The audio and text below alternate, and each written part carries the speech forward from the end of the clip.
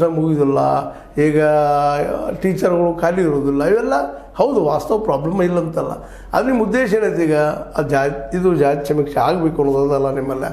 ಅದನ್ನು ಮಾಡಿ ಮುಗಿಸಲ್ಲ, ಬರೋ ಬಾಯಲ್ಲಿ ಹೇಳೋದು ಬೇಡ, ಕುರ್ಚಿಯೊಳಗೆ ಬರಲಿ ಅನ್ನೋದು ಈಗ ನಮ್ಮ ಹಿಂದುಳಿದವರ ಎಲ್ಲರ ಅಭಿಪ್ರಾಯ.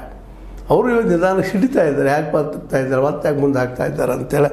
ಅದಕ್ಕೆ ಏನಿದೆಪ್ಪ ಅಂತಂದ್ರೆ ಇವತ್ತು ಆ ಸಮುದಾಯಗಳ ಒಳಿತಿನ ದೃಷ್ಟಿ ಇಟ್ಕೊಂಡು ಅದು ಆದ ಸಾಧ್ಯಷ್ಟು ಜಲ್ದಿ ಜಾತಿ ಸಮೀಕ್ಷೆ ಮಾಡಬೇಕು. ಎಲ್ಲ ಜಾತಿಯವ್ರದ್ದು ಕೋಆಪ್ರೇಷನ್ ಮಾಡಬೇಕು.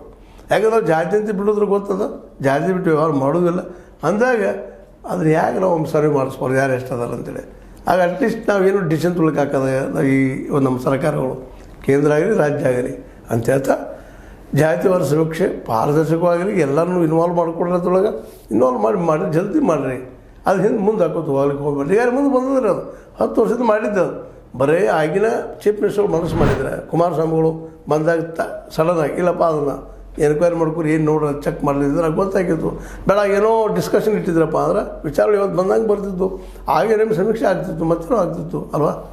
ಮತ್ತು ಅವ್ರಿಗೂ ಪಾಪ ಅನ್ಯಾಯ ಆಗೋದು ತಪ್ತಿತ್ತು. ಈಗ ಮುಖ್ಯವಾಗಿ ಬೇಕಾಗಿದೆ ಅವ್ರಿಗೆ ಉದ್ಯೋಗ ಬೇಕಾಗಿದೆ, OBC ಅವರಿಗೆ ಮತ್ತು SC ST ವಿಷಯದಾಗ ಹೇಳ್ಕೊಳ್ಳೋಕೆ ಸಿಗ್ತಾ ಇಲ್ಲ ಉದ್ಯೋಗಗಳು.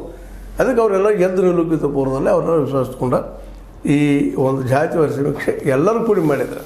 ಎಲ್ಲ ಜಾತಿಯವರು ಒಪ್ಪಿಕೊಂಡು ನಮ್ಮ ಒಕ್ಕಲಿಗರಿರಲಿ, ಲಿಂಗಾಯತ, ವೀರಶೈವರಿರಲಿ, ಕುರುಬರಿರಲಿ ಎಲ್ಲರೂ ಒಪ್ಕೊಂಡು ಮಾಡುವಂಥ ಈ ಕೆಲಸವನ್ನು ಆದಷ್ಟು ಶೀಘ್ರ ಮಾಡೋದು ಭಾಳ ಉತ್ತಮ ಮತ್ತು ಪಾರದರ್ಶಕವಾಗಿರಲಿ, ಇಲ್ಲಿ ಯಾವ ತೊಂದರೆ ಆಗಬಾರ್ದು ಅಂತ ಹೇಳ್ತಾ ಅದು ಆದಷ್ಟು ಜಲ್ದಿ ಆಯಿತು 90 ದಿವಸ ಒಳಗೆ ಮತ್ತೆ ಹೇಳ್ತಾ ನಾನು ಅನಿಸಿದ ಕೆಲವು ಮಾತುಗಳು ನಿಮಗೆ ಮಾತಾಡಿದ್ದೀನಿ. ನೀವು ಲೈಕ್ ಮಾಡಿರಿ, ಶೇರ್ ಮಾಡಿರಿ, ಕಾಮೆಂಟ್ ಮಾಡಿರಿ, ಜೊತೆಗೆ ಸಬ್ಸ್ಕ್ರೈಬ್ ಆಗೋದು ನಿಲ್ಲಿಸಿ ಹೋಗ್ಬಾರ್ದು. S60 ನ್ಯೂಸ್ ಅರ್ಥ ಇದು ಸತ್ಯದ ಕೈಗಳಲ್ಲಿ ವಂದನೆಗಳು.